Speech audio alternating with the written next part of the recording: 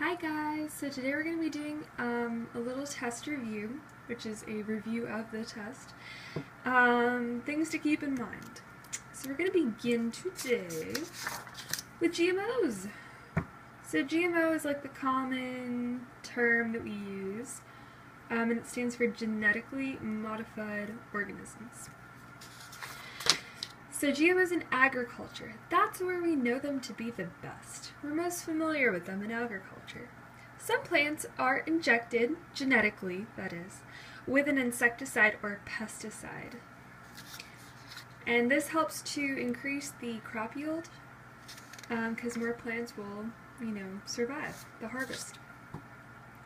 However, crops are not injected with a broad spectrum pesticide, but rather with a narrow spectrum pesticide designed to give them defense against one type of pest. An example of one type of pest that a crop would have defense against would be caterpillars. The next thing we're going to do is long line fishing. So as we know, it has serious environmental impacts. But the question is, what environmental impacts are they referring to? Well, they are referring to how longline fishing kills seabirds. So seabirds, they see the fish in the nets, they're trapped in the nets. The seabirds see those fish trapped in those nets, and they dive into the water to get the fish, and they end up dying too. So it's very bad. Okay, the next thing. There are certain conditions that promote chemical weathering. Please note, chemical weathering of soils and rocks refers to the breakdown of rock and soil through chemical means, not physical or mechanical. So what I mean by that is physical or mechanical weathering would be how water seeps into cracks, and during the winter the water freezes inside of the cracks, and that expands the cracks.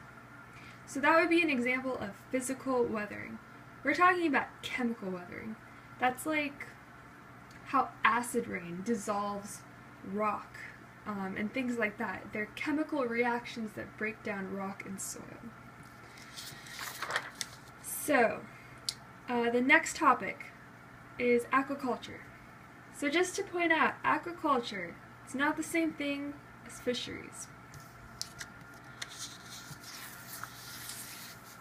It's running away from me.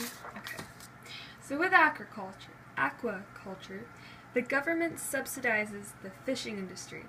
And actually, this is true for agriculture as well. But unfortunately, this ends up leading to overfishing, which is a serious problem. So, that concludes our little test review. Thank you for watching, and I hope you enjoyed it. Bye!